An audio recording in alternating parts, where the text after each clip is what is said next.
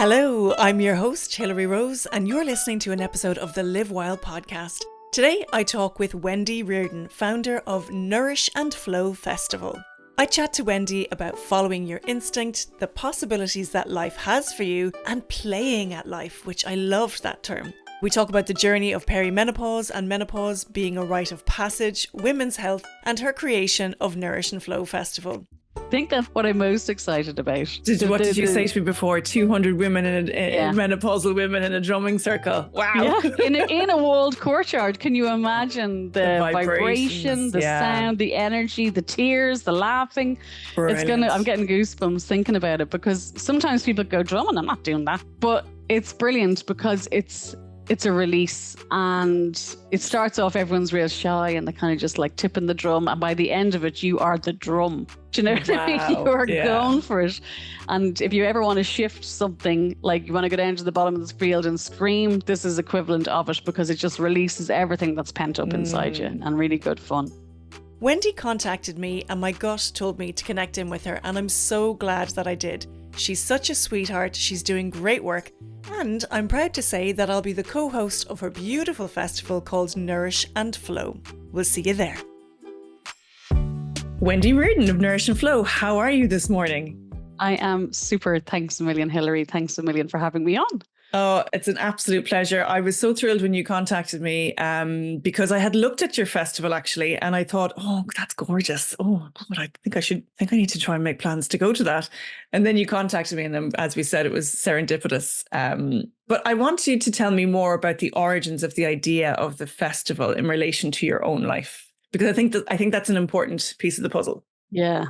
Well, I suppose it is the big piece of the puzzle, because I think often we think we can't do things until we realize that we can. And it was that realization when you kind of start waking up to the possibilities that life has for you if you just kind of follow your instinct. And that's kind of how it all came about, really. Lovely.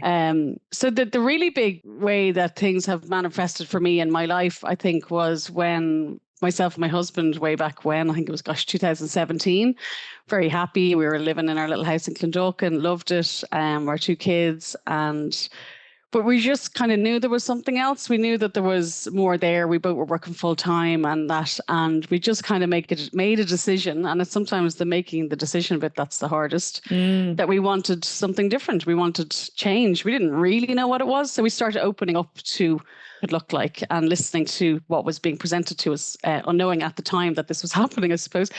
That led me to watching some videos on YouTube about nutrition with Mark Hyman, a functional medicine doctor. Oh, and he's another fantastic. Yeah, really like opened my mind. And another doctor who reversed her MS through nutrition. And I was like, oh my God, this is amazing, right? And that is when I decided I'm going to study nutrition. I never knew. Who knew? Why doesn't everyone know this? Yeah. How powerful it is, and how much of a tool and a healing modality eating the right food is, and more importantly, cutting out what's not working. So I embarked on 4 years of study doing nutritional therapy, and loved every minute of it. And that journey is what opened my mind up, because until I did that, you don't know what you don't know. And then you start seeing things, and then you start realizing that there's a whole different way to play life, and literally play life. I love that. Play life. There. Yeah. And the first book that opened my mind up, my tiny little mind blown away, was Bruce Lipton, The Biology of Belief. And his book to me was so powerful, because doing nutrition was very science-based, very, research and all that. But his book brought the science and the mind together in a really scientific way, right? So it allowed my brain, which was in science mode, kind of accept spirituality and the concept that the mind is so much more powerful than we give it space for sometimes, because it was presented to me in a very matter-of-fact scientific manner. And I was like, there's proof. There's like actual proof. And that allowed my brain to open up to the concept that whatever you think about, you bring about, in good or bad. Yeah, absolutely. That's the way it goes. And then we just allowed things to start happening. Like Shane kind of has this naturally. I had to like do a lot of brainwashing of audiobooks to let it come in. And then we just started to let things happen. And we created a company called Pamper the Camper was our first company through an idea in the kitchen, which was why isn't there someone at festivals who has all your camping gear there for you instead of having to drag it in? So the first company was Pamper the Camper. So that was order online, collect at the festival. So we were kind of like Argos in the campsite. Yeah. We'd hand you out your tent, your chairs, your air mattresses, all of that stuff. And then from there, it was actually Body and Soul was our first gig. And Avril said to us, would you do pre-pitch next year? And we were like, sure. Never haven't done it before, but she took a chance on us, which was great. And then that's how we got into Pitched Perfect, which is the second business, which has now led to being one of the biggest glamping providers in Ireland. Do festivals. Yeah. So it is just about opening up to see what's being presented to you and follow it. Yeah. Taking that little jump. Yeah. That's the important thing, I think, is like you said, is following the little nudge and following the signs and you know, walking through the doors that have been flung open for you, you know? Yeah. It's really funny. And the imposter syndrome, we spoke about this before, kind of creeps in every now and then. You're like, what? No, not me. But then you realize, well, why not? Because if it's not going to be you, it's going to be someone else. Do you know? Absolutely. It's absolutely, that's like some of the events that I'm creating for Live Wild are events that I wanted to go to that weren't there. So I said, well, sure, like I'll just create them myself. I know. I feel like, you know, Nourish and Flow is one of those things. I think you're going to speak to so many people with that festival. I really do. So tell me about specifically then Nourish and Flow, because your progress, you know, started with an idea with your husband and then led to the festivals and the camping. But then what was the catalyst that was really, you know, specific to Nourish and Flow, the festival? So in my learning of all things, you know, how the mind works and things like that, just through my research, I wasn't studying or anything like that. I was just listening to books. There was one book I read, Florence Scovel Shinn is her name. It was written like 100 years ago by a woman, which was like great. And it's called The Game of Life and How to Play It. Have you read it? I haven't read it yet, but I haven't read it. But that's so interesting you brought it up. Yeah. So her book, even from the beginning, now I do audiobooks. I don't do reading because I was in the car an awful lot when I was working. And her book kind of explains that there's 3 levels of the mind. So the conscious, the subconscious, and the superconscious. And the subconscious being we go about our daily life, we don't even really engage. We're just kind of on autopilot. Then when you become conscious, that's your level of awareness of what's going on and you're seeing things a little bit differently. This is my understanding of it anyway. And then the superconscious is kind of like those little flashes, right? Those little glimmers that you get that to me, my understanding is that's your path. Yeah. And it's often the ones that go, oh my God, I'd love to do that, right? And then the ego kicks in going, you can't do that, right? Yeah, so it's that little tiny flash of, oh, I'd love to do that. And before you let the ego engage or the voice engage, just don't let that engage. And that's the path. Follow those glimpses. So it was one of those glimpses that happened one morning when we'd moved to Laois through another kind of a scenario about how we got here, but we'd moved from Dublin into Laois into a lovely big house in the middle of the countryside with loads of room for the tents. And I walked out one morning and I just got this surge from the bottom of my toes all the way up going, you need to do your own festival. And it was literally like that. It was just, and that was the glimpse. And then it went. And then I was like, I totally can do my own festival. Why can't I? Like, look at all those tents. There's millions of them. Amazing. And I did Nourish and Flow then, a small event, smaller version of what's happening in August here in Laois in 2019. And it was gorgeous. It was just such a lovely time. Everyone came. It was all about, at the time, it was nutrition and different healing modalities and things like that. So we did little cooking demos and we had sound baths and we had therapists so people could pop off and have massages and all that stuff. So it was really nice. Oh my God, it's dreamy. Yeah, it was lovely, really lovely. So that's when it happened the first time. And then 2020, I was all geared up. and I had the website built, and COVID came. So that knocked me for 6. So I think what was really hard and what I've struggled with, it feels like since 2020 to now, 4 years, I have been stuck in a spiral going down the opposite way. So yeah, like a and limbo. You have to yeah. And well, the event was sold out, but obviously we had to do all the refunds. Our business as Pitched Perfect was horrific, Hilary. It was just, I know what was going on in the world was, one thing, but what was going on to our business, all the things that we'd work for, all the cancellations, refunds, it was just horrific. And it knocked us for 6. And I lost my spark. I lost my belief. I lost everything. I brainwashed myself in the car with the audio books because I was stuck in the house for 4 years. And I just went into this spiral of feeling like I'd missed my opportunity to be in the wellness industry. And I didn't want to be, I'd qualified as a nutritional therapist, but I didn't want to be a nutritional therapist because I was still working full time. So I was chained to the desk 8 hours a day. And nothing was changing, but I wasn't moving and I wasn't eating more.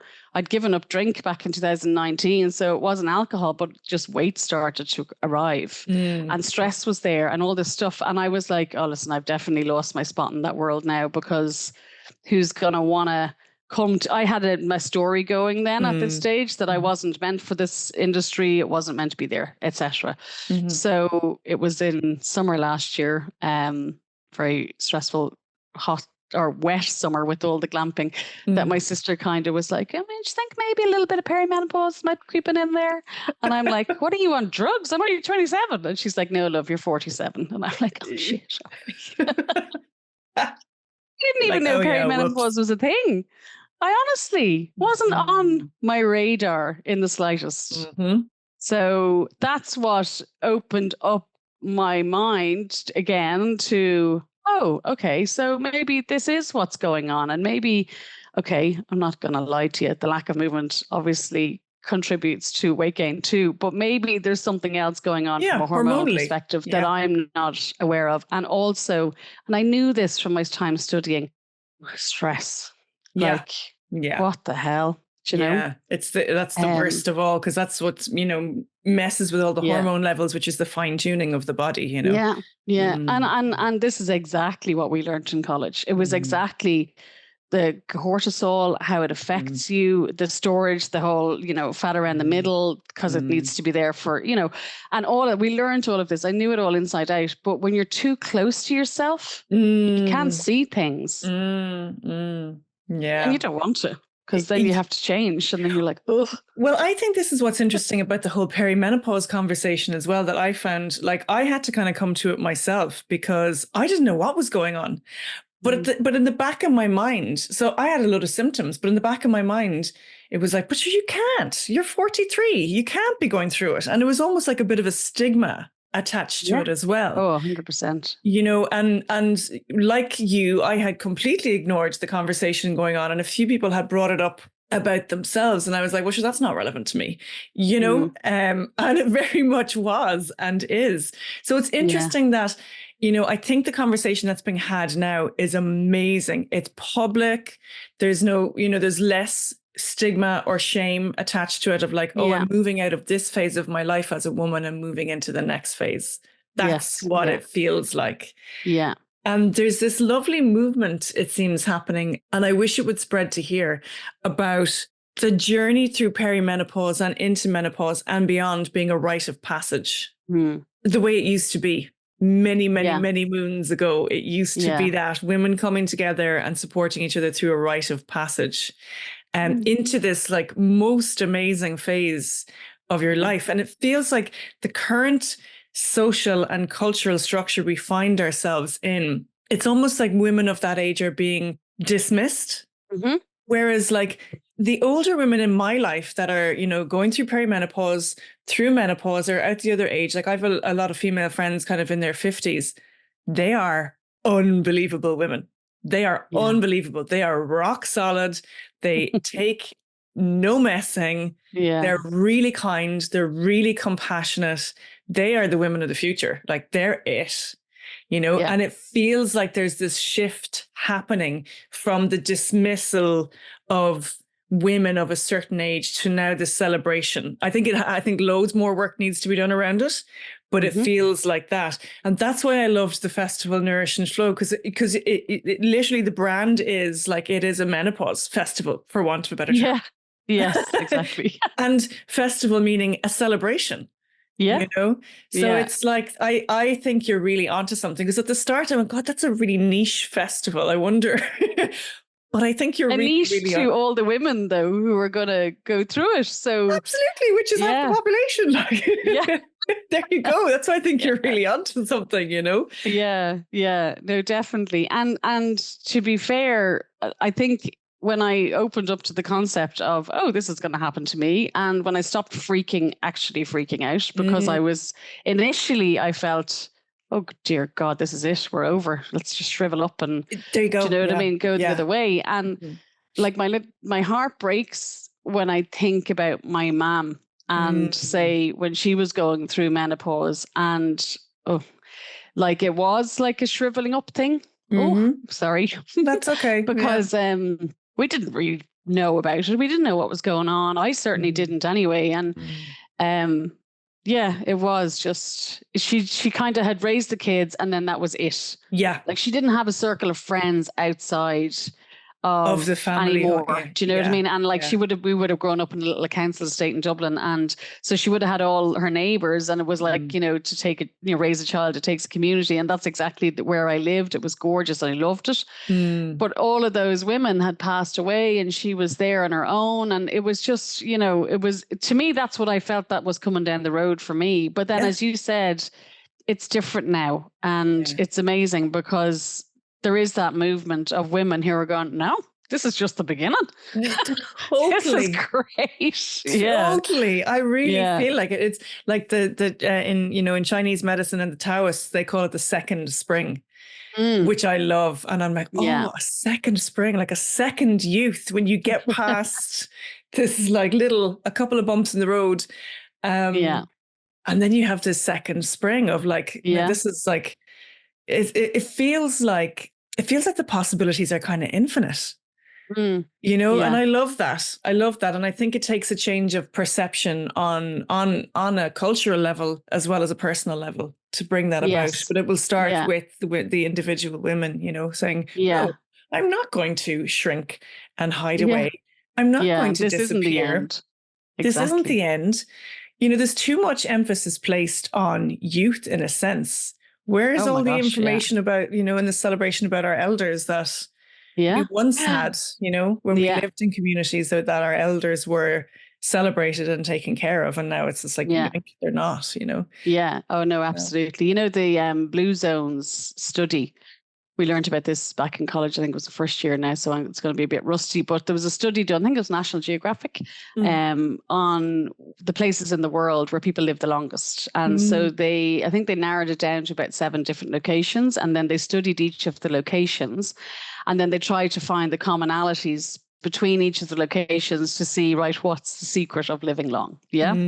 And I just remember a couple of them, sticking out. But one of them in particular was that in every single location, all of the elders had a sense of purpose. Oh, yeah. So they all stayed with their families. They stayed in the community. They were important. They were really important, and they had a sense of purpose. And these were where there was the most centurions, so living over 100. Wow. And Japan was a small place in Japan was one place that this happened. I think there was other places in Italy, and I think a couple of places in the States, but only because of their culture. So it was that they had a sense of purpose, that there was a reason for them to be there. They weren't put out to pasture, essentially. Yeah. So it wasn't just the olive oil available in the area. But a lot to do with eating all, non-processed foods as well, because the places that they found and they studied, they weren't even really open to the Western processing of food and all of that type of stuff. So it was like 9 or 10 different factors that they kind of put it down to, but that one really kind of stuck out to me. Yeah, lovely. Yeah. But it's hard sometimes as well. Being kind of after having parents who have passed, and you're in this wheel of working, and this, that, and the other, and it's hard to keep that community, keep of course that it is. going. Do you know what I mean? And you're trying to raise your own family, run a business, work full time, and do all those bits. It's hard to kind of keep that going too. Sure, it's next to impossible. I mean, it's like my mother's generation of women, and most of them didn't work. They were there in the family, keeping that structure together. But because we're all out in the workplace now, it's just, I think our generation of women are the first ones to be educated and traveled and have their own careers, but are still trying to fit into this almost old form of, so it's tiring. It's tiring. Yeah. And I think they, maybe a collective rethink of what's going to work best for us all will benefit. I see a massive rise in like this in what I would call soul-led businesses amongst women, for women these days. And you see it across the board everywhere. Like, why do you think that is? Hey, if you're enjoying this episode and you'd like to show your support, if you like, you can buy us a coffee using the Buy Me a Coffee app or online at buymeacoffee.com/livewildpodcast, or just click the link in our show notes, it will take you there. Alternatively, you can also donate crypto to the show using the BitDonate app or at bitdonate.com and search for Live Wild, or just follow the link in the show notes. Either or both those donations really help us make the best show possible. And as always, you can like, subscribe, and share the show with your mates or on social media. Thank you so much for your help. Well, I think the women that I have come across who are amazing and have dedicated their lives to helping women and who will be at Nourish and Flow, I think it's they're finding their soul purpose and really opening up and listening to, maybe it's what I listened to, back then, what's being presented to you, and following the opportunities that are out there and knowing that, you are the only one who can make things happen. There is, I suppose, look, the internet and things that have opened everything up to us and made things possible. Whereas before now you think that you have to kind of stay in the 9 to 5 and do this and do that. But, seeing other people doing it opens possibilities up that you can do it too. So I know that as I said, the women who are working at the festival with me, they're incredible because they've dedicated their life now to helping other women to lead a better life and move forward. And then that in turn will empower those women to go on and set up their businesses and set up their little niches to empower other women and keep going and keep going. So I think it's like a domino effect almost. Absolutely. Let's talk about some of the women who are going to be at the festival as well. So like you talked about a while ago, I think you said some massage and meditation. I know. Yeah. So it's what I've tried to do is find a balance. So how the whole concept of let's do a menopause festival came about was myself and my pal Karen, who I met at the craziest of things at a public speaking event in London, because I decided to follow my guidance with the flash that came one time. And it was like, you should do a public speaking course. It's like, of course I should. And off I went. I love it. And I met Karen, and when you meet someone, instantly she's going to be my friend forever. And she was great crack. But it turns out, weirdly and madly, Karen actually healed and reversed her MS herself. And it's so mad because the first video I watched that got me onto this path back in 2000 and whenever was a doctor who had healed and reversed her own MS. And here I was in front of someone who'd done the same thing. And I was like, this is just, don't tell me there's no such thing as coincidence. This is perfect alignment of everything. Karen is an amazing coach and an amazing friend. And she would have, over those kind of 4 years of me spiraling down, would have been always the scaffolding going, come on, girl, you can do it. Just keep going. So she was instrumental in the conversations that led to, let's just do a menopause festival. It'll be great crack. And because both of us were kind of feeling like we want to relate to people and women who are where we're at now. So not knowing anything about menopause, like zero, I decided, well, I'm not facilitating. I'm not going to be a facilitator. I'm not going to talk. I'll be the organizer and I'll find the people. And I reached out, and the right people to me always come back. So Catherine O'Keefe is known, and her business is called The Wellness Warrior. And she is gorgeous. She has spent probably the last 10 to 15 years doing talks to Irish businesses, specifically about menopause, to the workforces, male and female, to educate them. Her mission is to educate people on menopause. And actually, she talks about the second spring and how, this is a time to, maybe relook at things and come out new, fresh, and go at it again. This is like, no strings, nothing holding you back, just go for it. So she's a wealth of knowledge and experience. So she's going to be there doing a talk.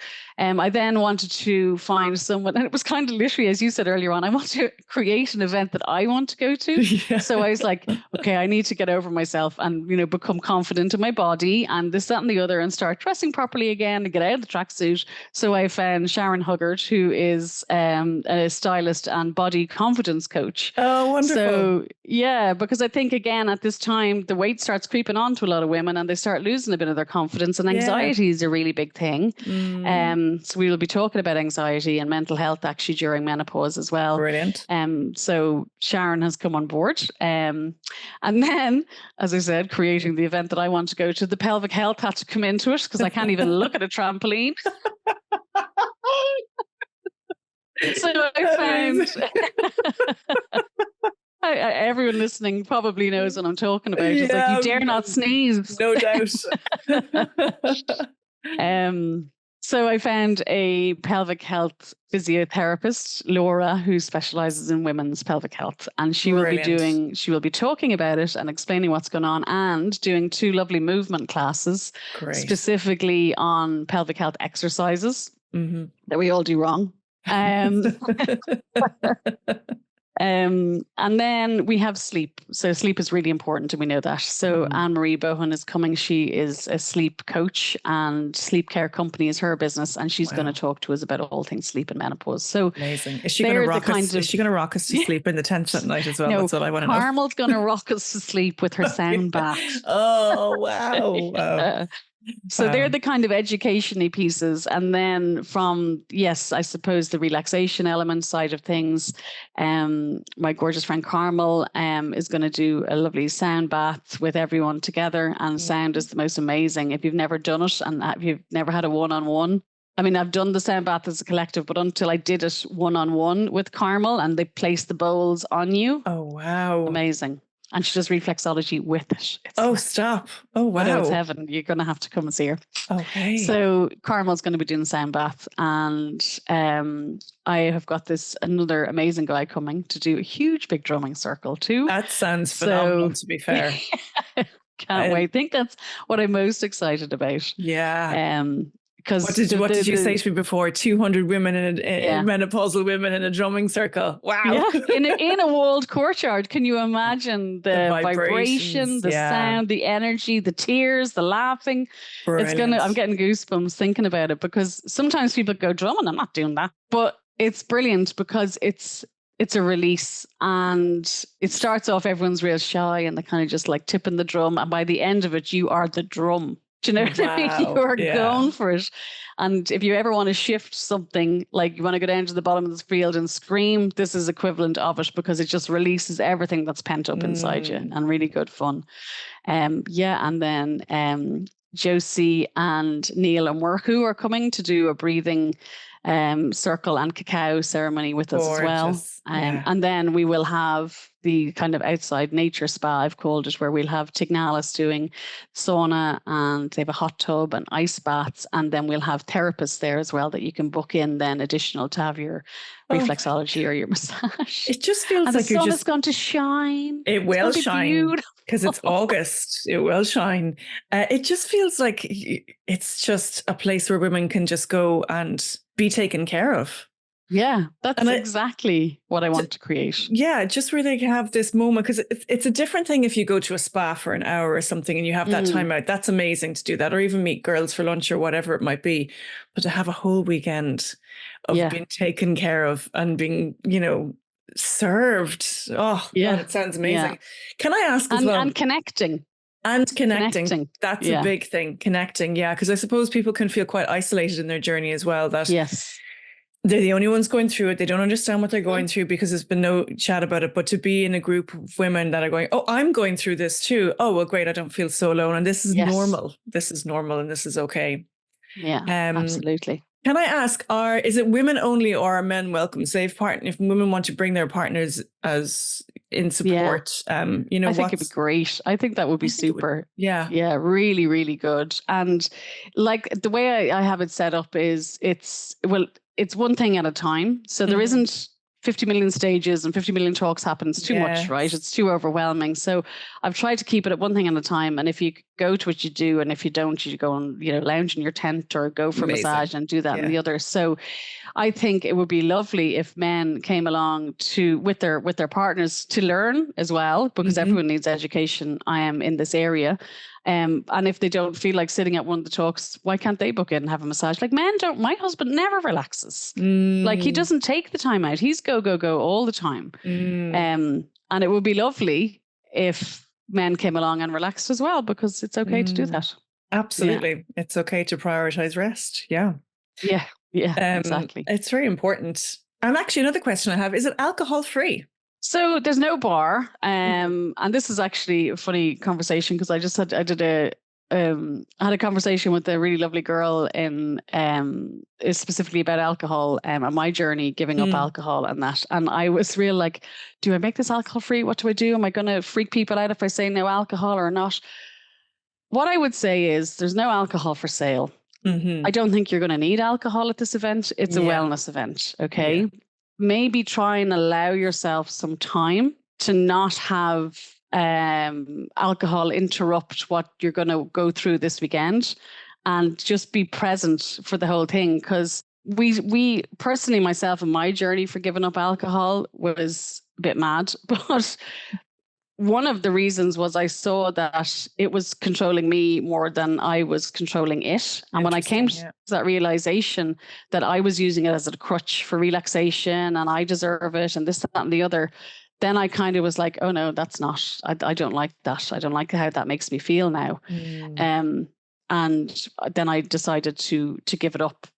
Because I wanted to make sure that I was present in my life and in every decision I was making, and I was responsible for all my actions, and I wasn't blaming a third substance or a third party for things that go on. So okay, it's not alcohol free. If someone wants to bring a bottle of wine, have a bottle of wine in the evening, but it would be after all of the events take place, and you can have a glass of wine.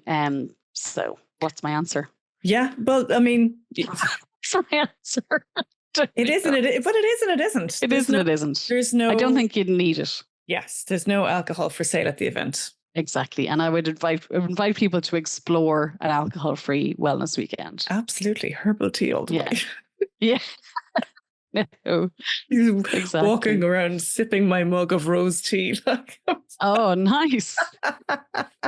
I have definitely moved into a different phase of my life, because I'm telling you now, I mean, if it was 20 years ago at festivals, it wasn't rose tea I was sipping. No, girl. Who's your sister? Yeah. Ridiculous. Carry on.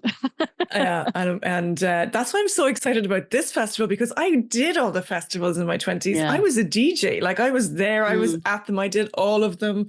And I was absolutely wild, So I'm kind of like, there's nothing for me to do, except be and relax. Yeah. So it's great. This is a bit of a bigger question, right? But I think it's an interesting one to have a look at. Like I suppose we touched on it earlier, but on a cultural and societal scale, when you witness women going through this, and I suppose what we know now through conversation and some amazing people that are talking about wellness and menopause, particularly Davina McCall in the UK is doing amazing stuff, that there's no real medical knowledge in the medical books, in medical school, about women going through menopause. There's very little of it unless they go into GPs, unless they go into specific training. There's I think it amounts to about 30 minutes of study, which is such a minimal amount of education for something that's so massive. what would you like to see happen? Almost, I guess this is a big question, but what would you like to see happen at a government level to try and support women? I know we have plenty of other stuff going on in the country, but let's look at this for 1 second. Is there anything that you think could be done? Well, there's always something that can be done, and there's always things to be improved upon. But I suppose just to be clear, right? I am not a menopause expert. I don't do anything in terms of coaching or teaching or anything like that. So I know that if Catherine was here and you were asked Catherine that question, she would most certainly know off the top of her head exactly what she would petition government for. And I think, a big thing is in terms of HRT and the charging around that and that kind of area, is that right or not? But so I don't want to kind of get down what the government should or shouldn't do in that respect, because I don't know enough about it, to be fair. Okay. But what I could say though is this, it's kind of the same. Look, it's kind of the same with nutrition, right? Doctors don't get any training at all whatsoever on nutrition. Okay. And to be fair, you can only study so much. And I often thought, like, if a doctor has spent X amount of years studying and they're doing what they're doing because they've learned this way, and that it's symptom management most of the time, and it's medicating based on symptoms to try and suppress symptoms instead of looking at root cause, then it must be very hard for a doctor to all of a sudden realize, going, oh God, there is another way of doing it, because they've lost, all those years. Well, not they haven't lost it, but they've spent all those years learning one way, and all of a sudden it's a you don't know till you don't know moment, and then you open your eyes and you realize. So I think we need to be probably careful a little bit as well around menopause, that it doesn't become a disease, because it's not. Yeah, 100%. Do you know what I mean? Yeah. And it's a stage, and it's a change, it's a transition, and it's like I remember years ago reading something that they were trying to put in some sort of a ruling that no one could treat menopause except for a medical doctor, right? They were trying to actually turn menopause into a medical event, a medical condition, and an illness almost. Like it's not. I think we have to be very careful that we don't end up barreling ourselves down a road that the only way to manage this is medication. Because it is certainly a way, and certainly from what I know from talking to Catherine and reading books and things like that, HRT is a bloody lifesaver for a lot of women, because they're suffering so badly with symptoms.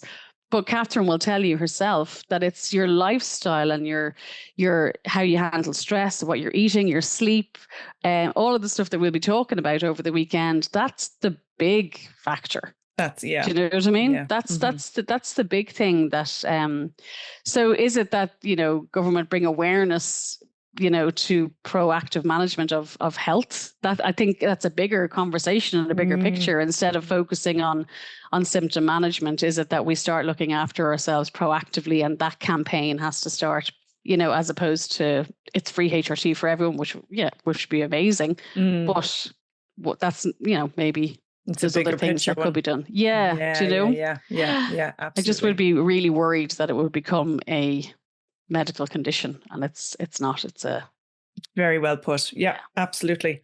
What would you say to women who maybe have had that little divine spark that you have had about their career path or their life path, or but are doubting themselves? What would you say? I think start reading the books, but do start reading the books, because unless you're really enlightened, I needed someone, I loved the audiobooks and listening to the likes of Eckhart Tolle and Wayne Dyer, all these people, because it's a different voice, it's a narrative. We all have this voice in our head of trying to keep us down and keep us safe. That's why we don't venture beyond the known, because our body's innate response is to keep us safe and kind of talk us down off the ledge when we want to do something that we shouldn't. But I think if you get a spark, just try and follow it. And when imposter syndrome kicks in, just try and anchor yourself to, no, this is okay. I'm just going to follow my path because I know it's going to work out for me. There's a plan here. And once you kind of start trying to open up to your intuition and your own inner knowing right? When you open that, because we've all done it, right? We all have our intuition, but we've dampened so much because we all think that others know best for us. And we take the guidance from, what are you doing that? Should you be mad to do that? Like if we listened to people saying, what are you talking about? Glamping. Do you know what I mean? What are you talking about? No one's going to order a tent. It was like, okay. What are you talking about leaving Clondalkin and moving to the country? Are you mad? Do you know what I mean? If you'd listened to everyone else, we would be stuck. So what I'd say is as well, when you get an idea or a feeling, don't go to, we always do this. Well, I do it sometimes. Don't go to the person who you know will tell you it's a bad idea. I don't know why we do it, but we do it. I'm murder for that. I'm murder for it. It's don't like it's go just to the nips person it in the bud before it even gets started. Yeah. I don't go to the person like you're Karen or you're my bestie. I'd go to Karen and she'd be like, brilliant. I could say anything to her. I'd say, I'm going to open a hot air balloon company and we're going to learn salsa dancing in the hot air balloon. She'd be like, that is fucking brilliant, Wendy. Go to the person who will encourage you and who is open to the possibilities. And they're your tribe. Yeah. They're your tribe. They are your tribe. Well, I think Nourish and Flow, there's going to be a lot of people finding their tribe at that event. I really do. Yes. And I hope to be there finding my tribe and bringing my tribe. Will. I'm so looking forward to you being there. I'm absolutely delighted. I think it's going to be wonderful. I think it's really wonderful. And I think what you're doing is it's really special and it's really unique and it's very important. So congratulations and well done. No, thank you. And thank you for being part of it. No, my pleasure. And thank you. Okay, we're going to finish up with, I call it the Live Wild Quickfire round.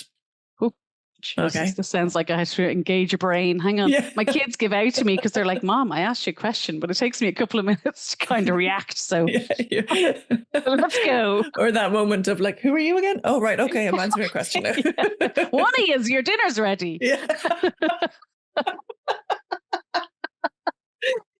Okay. Okay. Wendy, do you believe in magic? Yes, 100%. Love Have it. proof too. Go. Oh, do you want to give us What's the difference? Oh yeah, do you want to hear it? So I would love to. Okay. So I was doing an exercise one time of connecting to my guides, okay? And like guides being the superconscious and the pathway that's led for you. And I was following this amazing woman, can't remember her name, Suzanne something, right? And she said, this is a really simple exercise. The first thing you have to do is find your yes and your no, right? What are your signs for yes and no? She goes, so to do this, just quieten your mind, sit down, relax, breathe in and out, and just ask, what's my sign for yes? And I did, and I got an image of a key. And it was like, what's my sign for no? And I got nothing. It was like a black hole, right? So I was like, okay, that's fine. So the next day I did it. And of course I got the same image because you would always get the same image. And then of course the mind ego kicked in going, load of nonsense, right? Yeah. Do you know what I mean? Of course you're going to bloody pick the same thing again because you've already thought about it. So on the Monday morning, I remember it so clearly. I got up for work. Oh, I was like, here we go again. And I sat on the bed and I said, okay, guides, if my sign for yes are keys, you must present me with keys today. Thank you. And that was it. Like a lunatic. Like physically. I just said, yeah, you must present me with keys today. That's all I said. And thank you. I said it out loud. Well, people are going to think I'm a lunatic, Hilary, right? No. I do this all the time. Don't worry. And I've no doubt. And off I went about my day, and that was grand, and logged on and worked away. And this was only last year. And it was lunchtime, and I was in the bedroom, and myself and Shane were chatting, and my daughter was there. And Shane goes, what the hell is that noise? And I'm like, I think it's the washing machine. He goes, well, it's bloody broken. And you could hear this banging and hammering, right? So he went into the washing machine and he shouts in, there's keys stuck in the washing machine door. I said, I actually almost got sick. Yeah. I was like, there's what? And I ran in, right? And there, stuck in the rubber, which was the round hole of the black nothingness for the no, that's how I'm seeing it. Wow. There was keys and they were hammering against the glass because the washing machine was spinning. So I took out my phone and I videoed it. I was like, look, you see, I don't know who I was proving it to myself by the videoing it. I was like, oh my God, it was unbelievable. And we opened the door and there's the keys wedged in the thing. Yeah. Making a racket so you could hear them. Yeah, literally like knocking the door down, going, yes, we're here and we're listening. So just keep asking. So Love there's the it. magic. I love it. I love it. I love it. What is your, hang on a second. What do you stand for? Oh God. I stand for women, men, everyone just kind of accepting themselves and what is happening. And I know this sounds a bit wishy-washy, or maybe it does, or maybe it doesn't. But what I have found through my life is that the more you fight and push against things that are happening, the harder things are and they become. And to master the law of acceptance and just, letting life be and trying not to take it too seriously, and just accepting what's happening without getting too stressed over it. That's ultimately where I'd like to be in life. So I would like to stand that if people, even when shit things happen, and it's really hard when you're in the thick of it, really hard to accept that they're happening, but fighting against them doesn't make them any easier. So I stand. I believe. My word for this year is accepting. Oh, that I believe is enlightenment, my dear, or a form of it. Yeah, it's hard though. Of course it is. Yeah, it is hard especially when really shit things happen. You can't understand why they're happening. If you were to distill yourself down to an essence, what would your essence be? Oh, I'd like to say fun. Oh, I love that. Yeah, I just love a bit of crack, yeah, which I suppose is joy. So joy. I'm not saying that if you did it right now, that's where it would be. It depends on which day or who's annoying me. Yeah. It could be cranky. But if I had a choice, it would be fun and joy and love. Yeah. That's so lovely. I had this internal dialogue all about joy yesterday. I was like, where's it gone? Where's my joy gone? Yeah. Did I ever have joy? Why was I not taught about joy? Why? How can I cultivate my joy? Like this was my whole internal conversation yesterday. It's like the Inside Out movie, isn't it? Yeah. Oh, yeah, actually. Yeah. Where's joy? Good. Where's joy? Joy is knocking around in there, screaming at all the other ones, trying to keep the flag flying. But then life keeps getting in the way. Yeah. Get a joy. We could do it. What is the wildest thing you've ever done? It is the Live Wild podcast, so I do have to ask this question. Jesus. God, I'm a bit of a chicken. So what is the wildest thing I've ever done? Like I did one of those mini bungee jumpy things. Is that what you kind of class? It was quite funny. The video is hilarious. I will send it to you because it is so funny. I think, let me think. The wildest thing I've done is following my intuition. Perfect. Following my guidance because it works. It always works.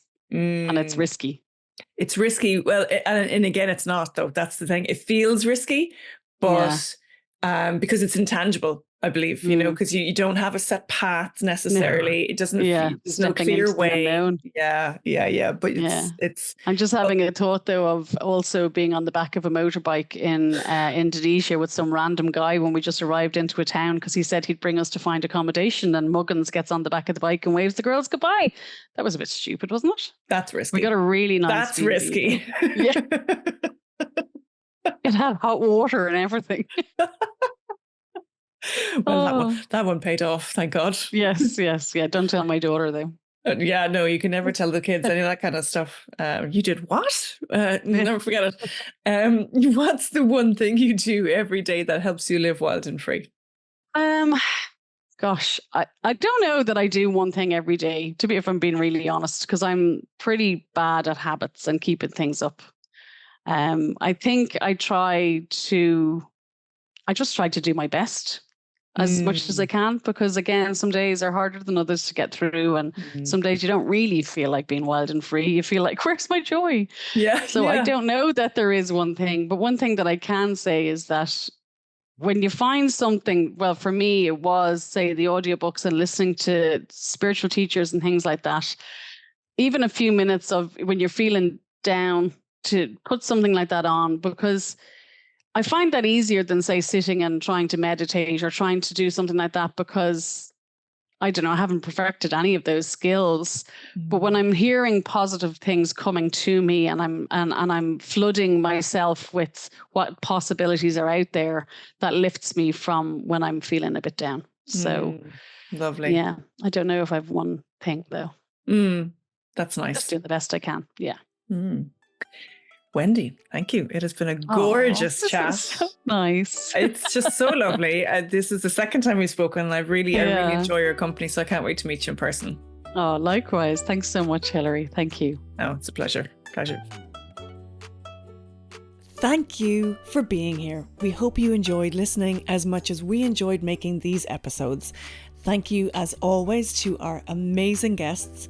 A special thank you to Aoife McNamara, my co-producer extraordinaire from Imagine Media. Please like, share, subscribe, and rate us. It all really helps. And remember, this content is for education and entertainment purposes. In short, it's not gospel. I always say, take what resonates with you and leave the rest. Always question everything and do your own research.